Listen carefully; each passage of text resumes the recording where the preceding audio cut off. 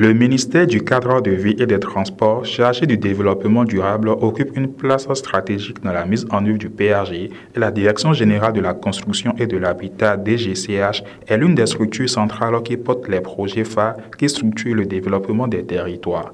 Ces réalisations impactent aussi bien la vie des citoyens, mais aussi leur cadre de vie. À cet effet, il a ouvert un atelier ce jeudi 6 juillet 2023 à Novotel de Cotonou en vue de la prise en compte des orientations du MCVT dans les plans de développement PDC 4e génération. M. Edmond Odidi, DG de l'Agence nationale de l'aménagement du territoire ANAT, a rappelé l'objectif principal de cet atelier et adresse par la suite des mots de remerciement à l'endroit du gouvernement. L'aménagement du territoire a vocation de veiller à la coordination et la cohérence des interventions publiques. C'est pourquoi cet atelier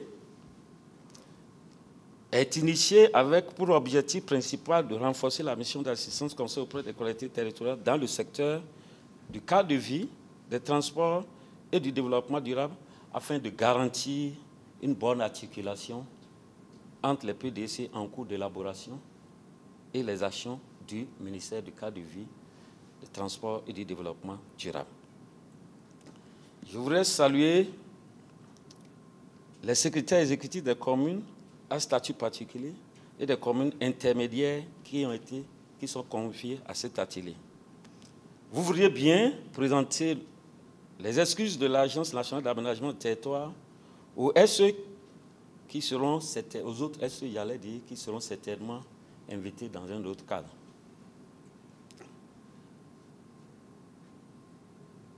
Mes salutations vont surtout à nos collègues des directions départementales du cadre de vie et du développement durable qui font un boulot incroyable pour accompagner donc les actions du ministère. Merci également au préfet des départements qui assure la tutelle administrative des communes. Je voudrais particulièrement remercier le directeur général de l'habitat et de la construction pour son appui technique dans la préparation et l'organisation de cet atelier. Monsieur le directeur, merci beaucoup. Je ne saurais terminer mes propos sans exprimer toute ma reconnaissance et ma gratitude à Monsieur le ministre cadre de vie des transports chargé du développement durable qui a bien autorisé le présent atelier. Soulignons que le directeur adjoint du cabinet du MCVT, M. Jamal Biantabé, a fait le point sur les projets phares et priorités déployés sur l'ensemble du territoire national. Le projet asphaltage qui a permis la modernisation du tissu urbain dans les principales villes du Bénin. Le projet de construction des 20 000 logements qui vise à offrir des logements abordables aux couches moyennes de la population. Le projet de construction des marchés urbains dont l'objectif est d'offrir un espace moderne et plus adapté aux usagers pour mener leur activité commerciale.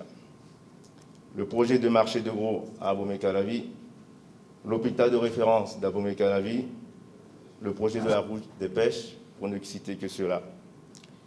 Ces projets vont davantage générer des impacts sur l'organisation de l'espace, le cadre de vie et les conditions de vie des populations dans les territoires. Nous espérons tous que le présent atelier offre une occasion pour des échanges et recommandations fortes sur ces différents sujets. Mesdames et messieurs, la déconcentration est une condition nécessaire pour la réussite de la décentralisation.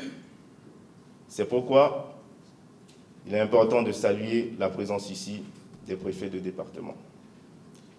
De par votre mandat de dépositaire de l'État dans les départements, vous avez pour fonction d'harmoniser les actions de la commune avec celles de l'État. Pour ce faire, il est indispensable de décloisonner nos relations afin de créer une synergie entre le ministère du cadre de vie et des transports en charge du développement durable, les préfets et les communes.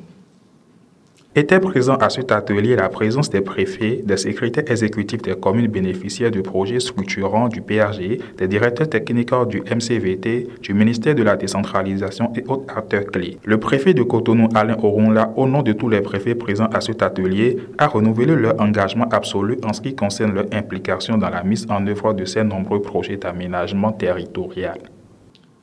Je vous remercie d'avoir pensé à nous.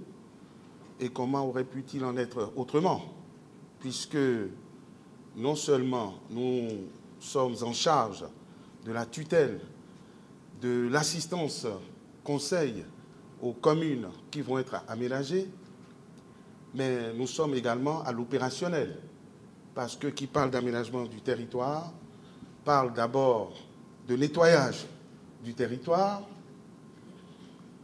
parle de l'accompagnement aux côtés du ministère du cadre de vie, de l'urbanisation, merci monsieur le préfet des collines, chers collègues, et donc implique dans la mise en œuvre l'engagement de chacun des préfets.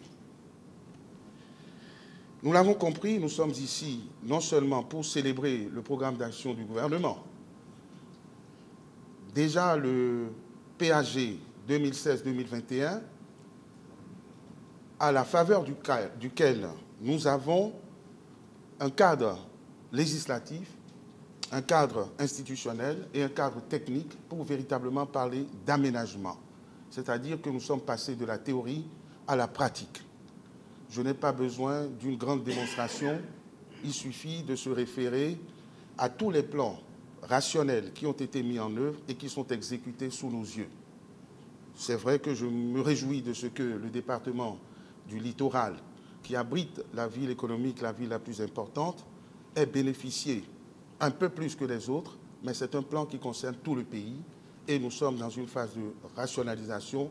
Je vous en remercie, je vous en félicite et je voudrais à mon tour adresser mes remerciements et mes félicitations à monsieur le ministre du cadre de vie qui est impliqué dans cette aventure audacieuse depuis 2016.